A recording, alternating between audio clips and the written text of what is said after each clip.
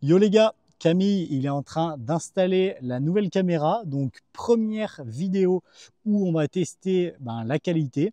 Donc Camille, pour le moment, il est en train de prendre en main sa caméra, sa nouvelle caméra.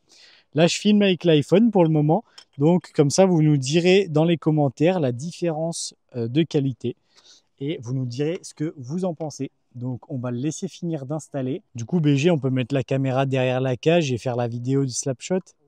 Moi, en attendant, je vais aller m'échauffer un petit peu et après, on est tout de suite parti pour la vidéo. J'explique rapidement ce qu'on va voir dans la vidéo. Dans la vidéo, on va voir comment améliorer son slapshot. Je vais te partager quelques tips, surtout si tu es défenseur, ça peut bien t'aider sur la ligne bleue. Ok, donc comme je te l'ai dit, on va voir le tir le plus puissant du hockey, le slapshot. Donc, je vais te partager le premier conseil. Le premier conseil, je vais me reculer un petit peu. Ça va être la position. Comme d'habitude, je te le répète dans pas mal de vidéos, mais la position du corps va faire quasiment tout. Pourquoi? Parce que c'est la puissance que tu vas mettre dans ta transition de corps, c'est le balancier que tu vas faire qui va apporter toute la puissance à ton tir. Donc je vais te partager la position de base à avoir. Je vais même pas prendre de puck, je vais le mettre comme ça.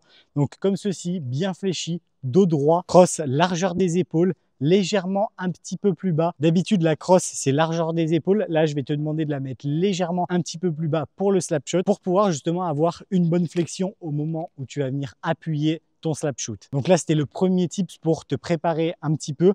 Le deuxième conseil qu'on va voir ensemble, je vais te montrer ça tout de suite, c'est la position du puck. Sur la plupart des tirs, la position du puck, elle va être plutôt reculée par rapport à ta position de corps. Là, ça va être l'inverse. On va légèrement avancer le puck. Je vais te montrer ça tout de suite. Donc ton corps, il est placé comme ceci. Le puck, il faut qu'il soit légèrement en avant. C'est-à-dire que toi, tu vas être placé comme ça.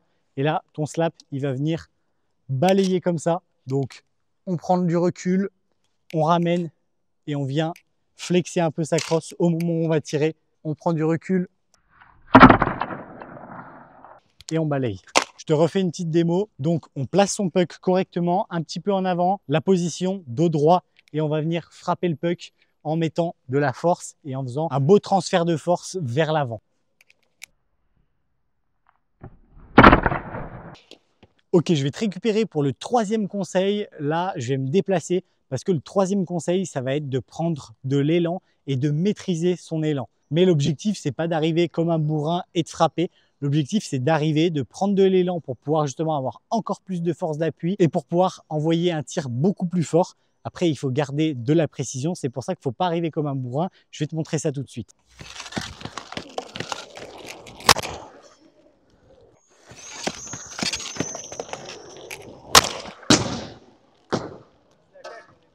Ah non, mec, il est passé dans le fond. Bon les gars, comme je vous l'ai dit, je vous partage plein de conseils pour essayer de vous améliorer petit à petit. Mais le meilleur conseil que je peux vous partager, c'est vraiment d'être régulier sur l'entraînement. Si vous êtes discipliné, c'est comme ça que vous allez petit à petit vous améliorer. C'est pas en regardant un petit tuto sur Internet que vous allez apprendre comme ça du jour au lendemain en claquant des doigts à faire du hockey, parce que en soi, le hockey, c'est compliqué. Mais par contre, je peux te garantir que si tu es persévérant, si tu as de la discipline et si tu mets en place tous ces conseils, eh ben, tu auras des résultats. Bon les gars, par contre là on s'est posé sur le trépied parce que la caméra elle pèse 5 kilos. Là je suis fracassé, j'ai l'impression de finir ma séance d'OPEC. La petite question cachée du jour, ça va être... Je viens de me rendre compte que moi je regardais le téléphone au lieu de regarder la caméra. Mais oui, moi aussi. Calvaire. Bon, c'est pas grave les mecs. Petite question cachée, c'est Camille qui va vous la dire. Qu'est-ce que vous pensez de la qualité de la caméra? Très bonne question, parce que bon, là c'est un test. Hein. Non, du coup, vraiment petit disclaimer, c'est la première vidéo qu'on fait avec la caméra, le stabilisateur et tout. Donc il y a moyen que ce soit pas non plus le top de la qualité. C'est comme si tu venais de passer le permis et que je te donnais le lambeau, tu vas directement aller dans le mur. Tu sens que le mec est pas à l'aise. Tu sens que le mec est là juste pour faire des tournages et pas pour être sur la vidéo. Si. Allez Allez, les gars, abonnez-vous, mettez un petit commentaire et lâchez un petit like. Ciao, ciao.